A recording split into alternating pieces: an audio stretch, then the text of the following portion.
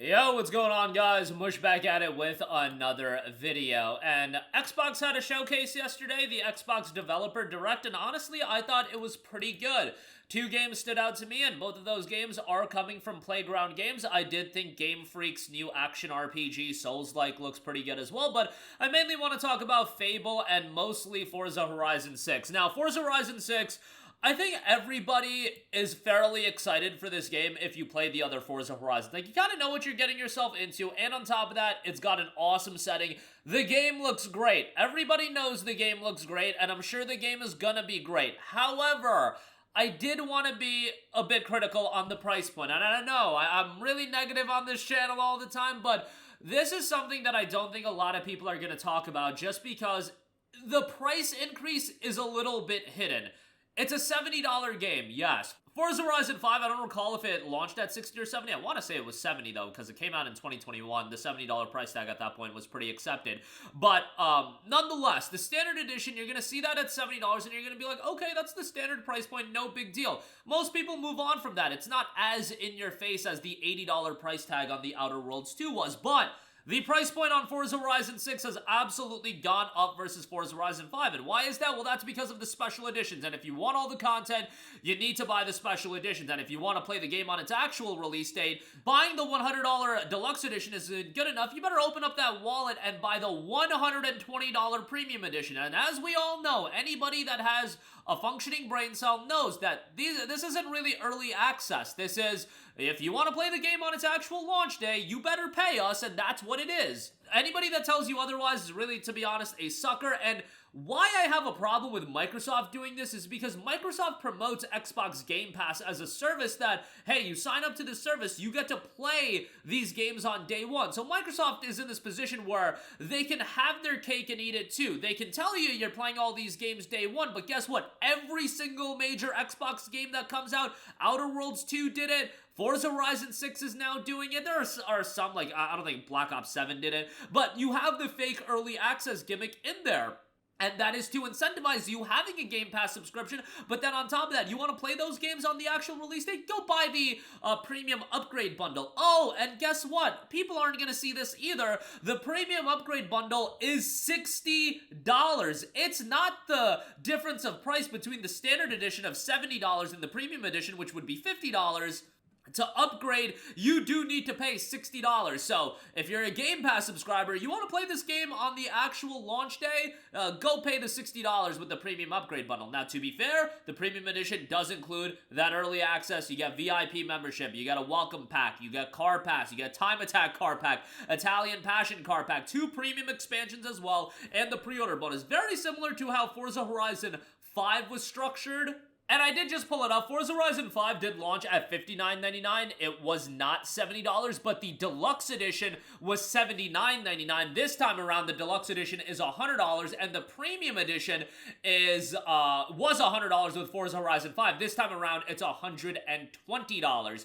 And they did do the same thing back then with the premium edition only getting early access. But this time around, again, you paying that $100 won't get you the early access. You got to buy the premium edition. Again, this is stuff that most people are not going to really analyze because it's not totally in your face like, oh my god, the base game is going up to $80, and that $80 was a bit of a shock, but it's the same shtick, you guys. They try to be a little bit crafty. You gotta look at the game they play when they try to be a little bit more crafty with their price increase. One of those avenues is to up the price of the deluxe editions. On top of that, what you do is lock away content that used to be available with the standard purchase of a game. Now it's available if you buy a premium edition. One of those things is early access. They can market it however they want. They could say, oh, you get early access. Yeah, that's if you're a sucker and you're gonna buy into the promotion. What it is, again, is you're not getting early access. You're playing the game on the launch day. Standard edition now gets that element of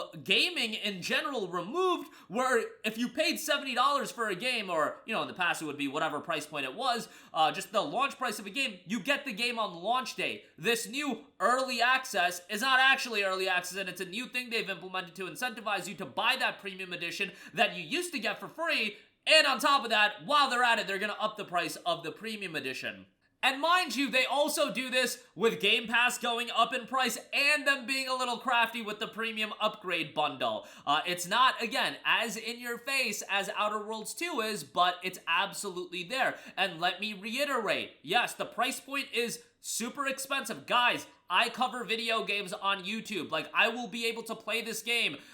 You know, I am still very excited for the game. I bring this up for the people that analyze things like this, and they look at game price points, and this is very much Ubisoft territory in terms of how you price a game, and that is just not something I want to see gaming go down in general. And what does this mean for other Xbox titles in the future? Is, you know, Gears of War E-Day gonna have the same type of pricing structure? And it's just so expensive if you want all of the content for the game.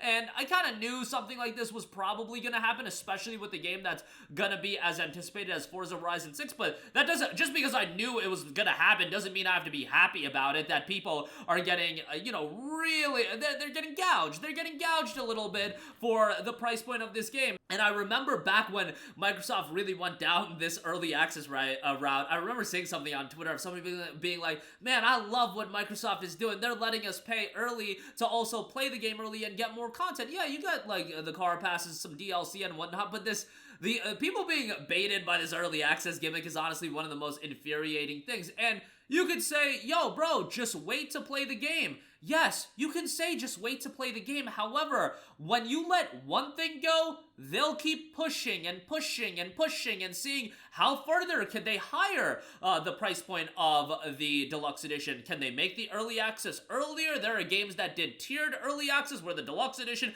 got some early access, then the premium edition got a lot of early access, and then beyond that, there's other things that publishers will do to incentivize you to buy deluxe editions. You guys remember when Like a Dragon Infinite Wealth had New Game Plus locked away behind a deluxe edition? These are just things to bring up, and I feel like we should just open the dialogue, open discourse on it, and be aware that it's happening. Maybe it's an inevitable reality and we just all have to accept it, but I want to at least bring it up and be like, yo, it is happening, be aware of that. And that Game Pass price increase, again, it's not leading you to play games actually on day one. If you want to play games on day one, you gotta buy the premium upgrade bundle for $60. And let me just say this, I think Forza Horizon 6 is gonna be incredible. I also think Fable looks great. Playground seems to be cooking with some gas, as the kids like to say, and I think they have a lot of potential to be one of the standout developers of 2026. I do believe Fable is going to get delayed into 2027. I really do believe the game got delayed for an entire year to add the character customizer. You could tell me, oh, you're being,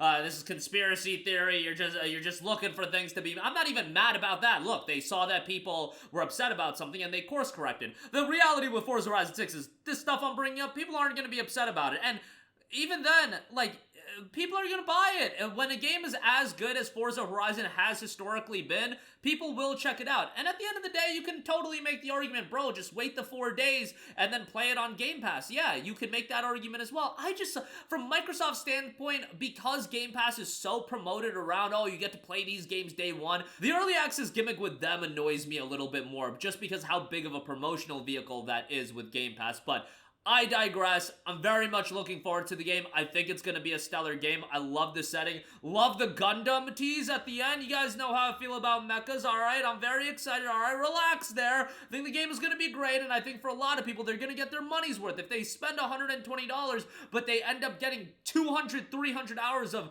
gameplay out of it, let's say 200 hours of gameplay out of it, because they constantly go back to the game and so on and so forth, well, job well done. It's a W, but I just think at the very least, we can bring it up and talk about it, but I digress. That'll do it for me. Let me know all of your thoughts in the comments section down below. As always, guys, thanks for watching, and I will catch you guys in the next one. Peace out.